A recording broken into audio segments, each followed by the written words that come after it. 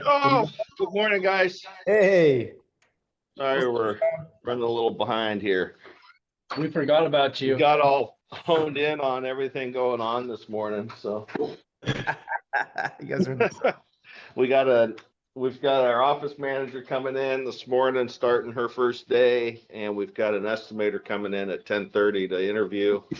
So nice. shit going on, man. Yeah, that's awesome. I'm excited for the new estimator. Shoot, Ready to launch, baby. Ready to launch. you guys ready to roll? Let's roll. Let's get into it. All right. Good morning, everybody. Monday, April 14th. We got 2 courses today. We just finished up a new module last week. Today, we're going to be learning how to use these tools for follow-up. So we're going to be starting off with texting, and then we're going to be going into email.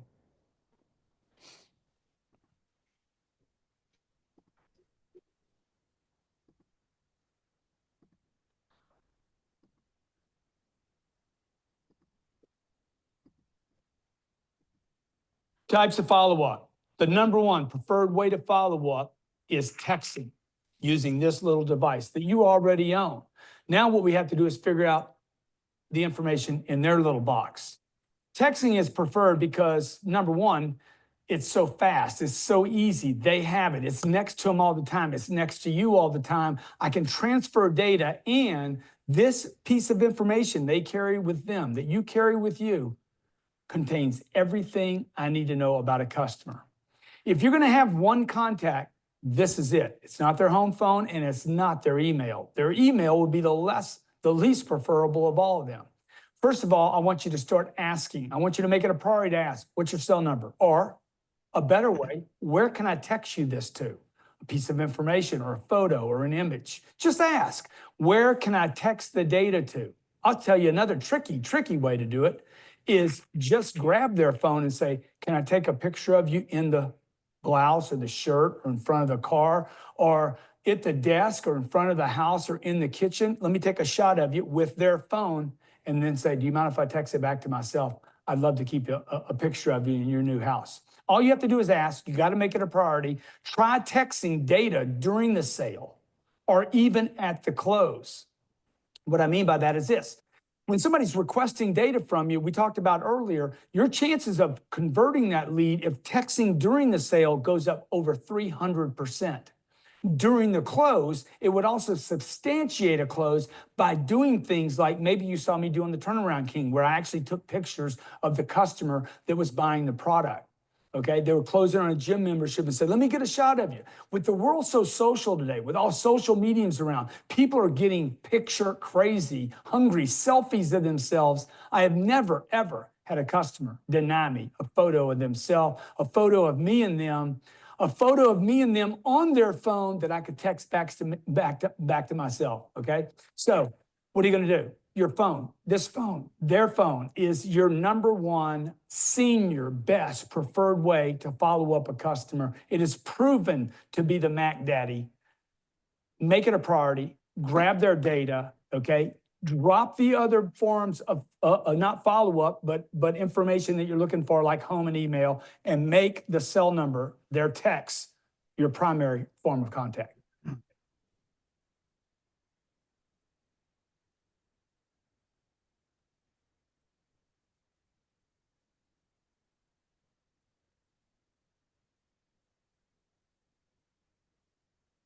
Email. Look, email is one of my least preferred ways of follow-up, but it's still necessary. This is what I call the lazy follow-up, but because everybody has an email address, it's necessary. I'll tell you why in a second. I think it's lazy and I think it's weak, but it's necessary. I think, number one of the weaknesses of it, the salesperson or the company believes they followed up because they sent an email. Look, if the email didn't get to them, you didn't send it. Remember the old adage, if a tree falls in the forest and nobody's there, did it make a sound? I don't know, but I do know this. If you send an email and it goes to spam, nothing happened. Nobody heard anything. The message wasn't completed. There is no communication, therefore there is no follow-up. I hate emails. Did I make that clear? Freaking hate them. You know why? Because I don't know for sure whether they got them, which means I'm left in doubt. And the reason I do all this follow-up is so I can come out of doubt. I don't want to be in mystery. Also, emails are forgotten very quickly. They get lost in this thing called emails. Today I got, 60 in the last 45 minutes. They get all mumbled, jumbled with everything else. Who texts me? My friends do. People that know me, people that are close to me text me. Everybody emails me.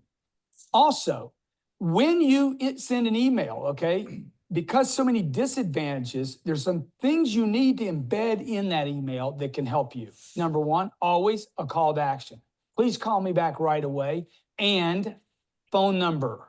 That phone number should go back to your cell number, not to your office. This is a huge mistake companies make. Number one, there's no call to action in the email. There's no big claims. There's no promises. They're too long. And most importantly, what's unbelievable to me is there's never a call to action and there's never a cell number to contact. I don't want the people emailing me back. I already told you I hate email, but I got to do it because it's necessary because everybody's got one. All right. So you got the point? The point is this: first, text, always email. No, it's weak. No, it's lazy. No, it's not predictable. You can't really measure it, but you got to use it. Oh, by the way, did I say I hate emails? I do. But let me tell you one other thing you can do to make it work. Call them when you email them. When you hit that email and you hit send, now pick up the phone. Okay, you want to hammer down? You want to increase your follow? Pick up the phone right now and say, I just sent you an email. Take a look at it. Call me back if you have any questions. By the way, I feel a little better about emails now.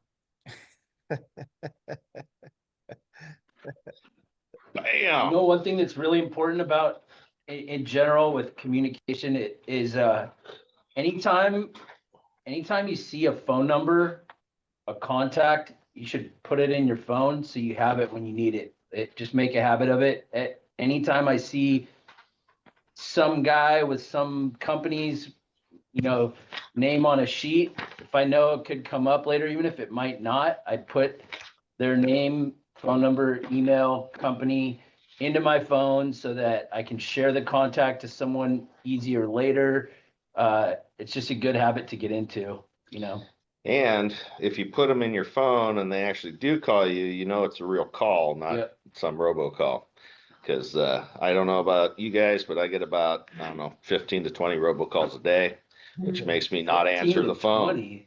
Gotta be like 100, bro. I'm trying not to over exaggerate, but yeah, it's a lot. So, I don't answer the phone if I don't know who's calling me. It's it's not fair to some people, but I just don't answer it. So I agree with Aaron. The more recognition that you can have on your side when somebody's calling you, the better, right? Because then it's like, oh, okay, I know who this is. I can answer the phone and actually, act like I know them because I do. Yeah.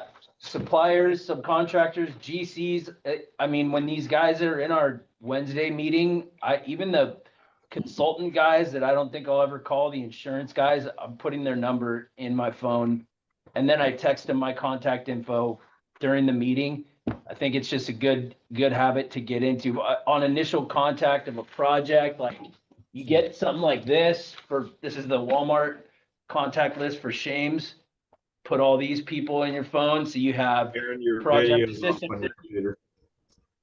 contracts, submittals, plans, superintendent, accounts payable, all that. So you know who to dial when you need to, even though all their numbers are the same. It's smart. Yeah. So you got to go through the gatekeeper either way. But a name. Now you Eventually, can call and ask for somebody. Eventually they'll call you from their cell phone, and then that's when I get real jacked up. I'm Got like, 'em. got you. Yeah. Got you. That's a good habit. I'm gonna start doing that, Aaron. Yeah, A thanks. lot of power in this little device, right? Yeah. I mean, everybody has one. I don't know anybody that I've come in contact with in the last 10 years that doesn't have a cell phone. I mean, they give them out nowadays. Yeah. You can literally go get one for free. So Yeah. if you're on food stamps, down on Santa Clara Street in San Jose, you show them your EBT card and they'll give you a tablet and a phone like that. No Yep. way. Right in Wow. front of Smart and Final. Right, Wow. right in front of God and everyone. Bus station, yeah. Yeah. Wow, It's a crazy. shit show down there, but you know, that's where they're doing it. If you're dying for a tablet and a phone, Yeah, apparently Yeah. that's the place to go. Yeah. So, so what do you think, Izzy? What stood out to you in the email, texting, and the difference between the two? Well, in the marketing world, emails are probably the most important piece of information that you could get. So when you start creating ads and start paying for ads, the number one thing that you have to do is just put a box there to collect that email, right? That's going to be the first layer of marketing of information that you collect. They say on average, each email is worth $1 a month to you. So the more emails you get, the higher, you make, right? The closer you work with these clients, the higher that you can make the value.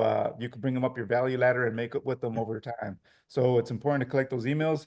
Now the next layer of information is the phone numbers, any other type of information that you can collect to contact them. So when you reach out to them on emails, you move them up. Ask them to sign up for this or give me a call, and then that's how you start collecting more and more information, such as phone numbers. But it's very important to get that first level, which is the email. It's very important to get that. I thought emails were just shit because I hate emails, and I'm getting better at responding and using them. But you'll be amazed how many people respond through emails, right? We get a ton of engagement on our email list, on our campaigns. And, people are really like, it's that first layer of trust that you could build. And then they start seeing us on social media. So, get those emails, use your phone. Believe it or not, I could get a lot of our content with just the phone. I don't need like fancy equipment or anything like that. But yeah, I'll go out there, get video with this. And for some reason, the algorithms on social media love phone. They don't like over edited junk. So use it to your advantage.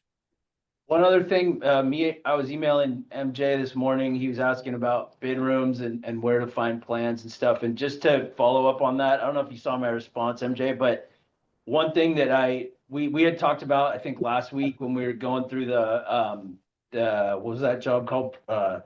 Prairie. The outreach, it's like when I'm in your situation where I'm trying to find bidders and see who's bidding, I drop the email, and if I have the phone number, I call them right away, like Grant saying, or I call and then in my email I say, hey, I just left you a voicemail.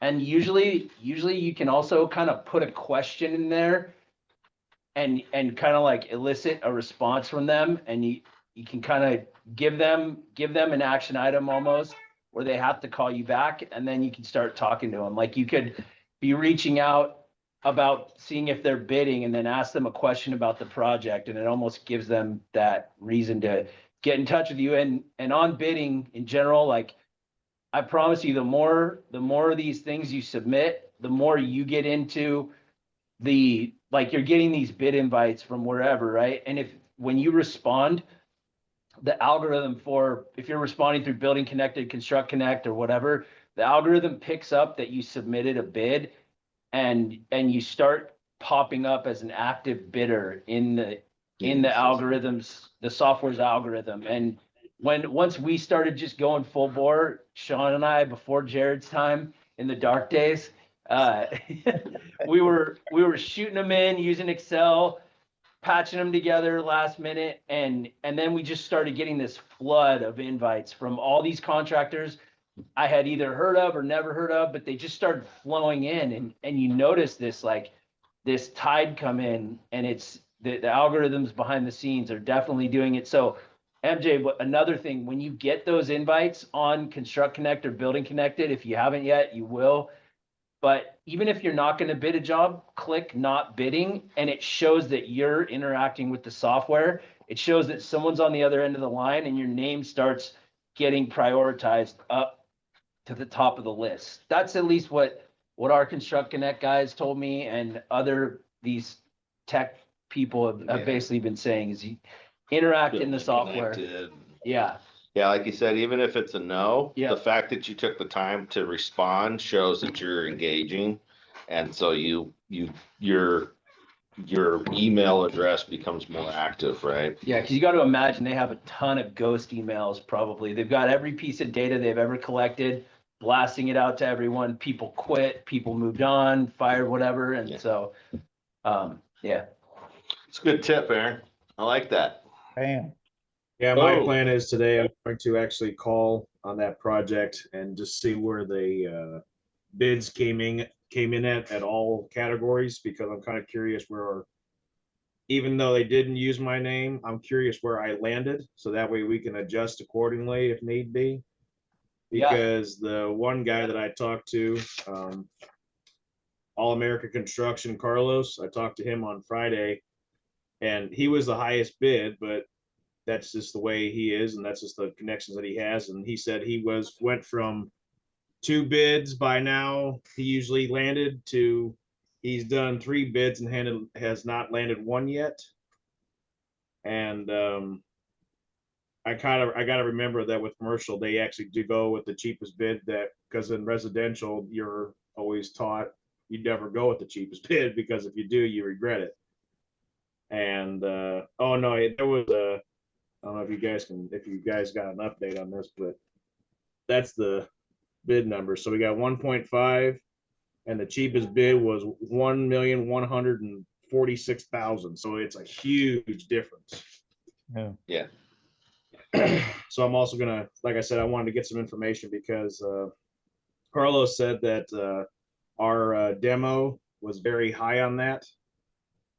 Well, I'm like, well, that's because we were subbing that out to that other gentleman, so maybe we'll have to find somebody else that's not so high in the bid, kind of situation. But he says everything else, I mean, everything, the landscaping part was still higher than his bid, but at the same time, I'm like, well, if you're a huge landscape company that makes, $5 million plus a year, you can obviously bid a lot cheaper, because all you're doing is just basically keeping your guys busy.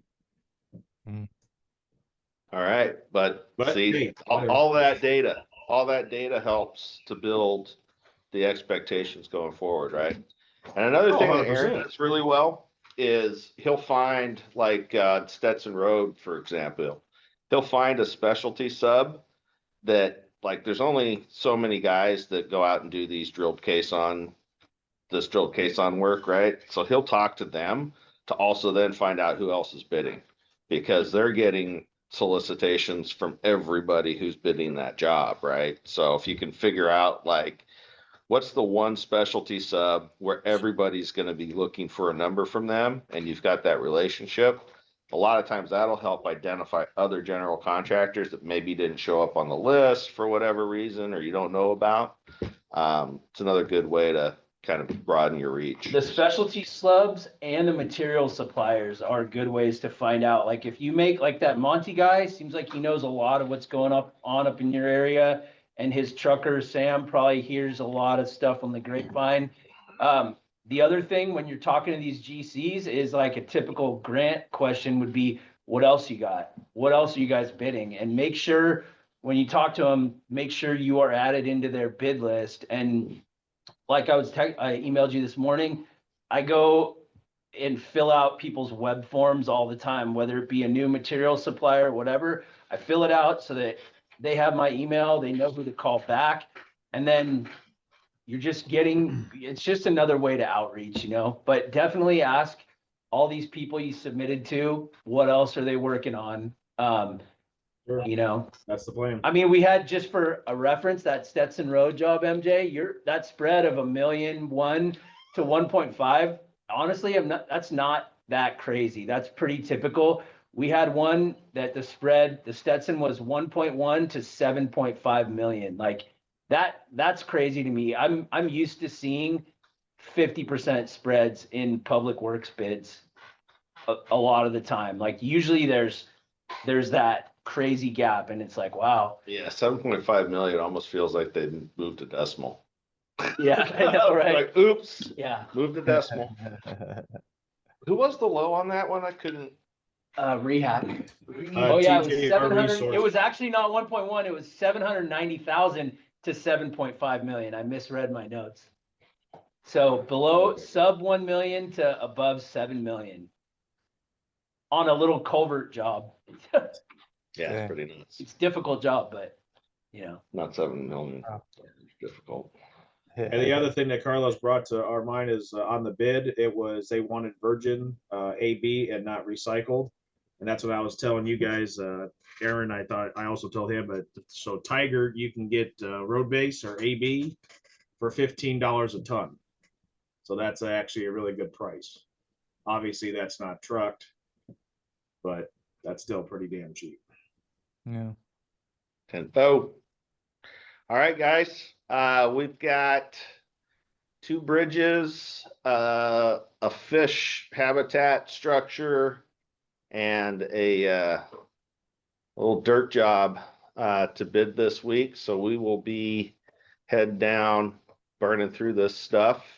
We also turning in Walmart in Roner Park, Primrose School in San Mateo, and we got another Walmart coming up in Milpitas.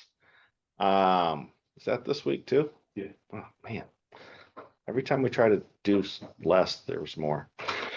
So, long story short, we got a lot to do this week. Like I said, we got a new person starting. We're interviewing for estimators. So, let's all keep our thoughts positive, because as we grow our capacity, we can go out and find more work. So that is the whole goal behind this, this ambitious goal that we have of taking 100 contractors to 10 million. So we're going to get to it. Anybody got anything to add before we bail? All right. Thanks, guys. See you guys. See ya.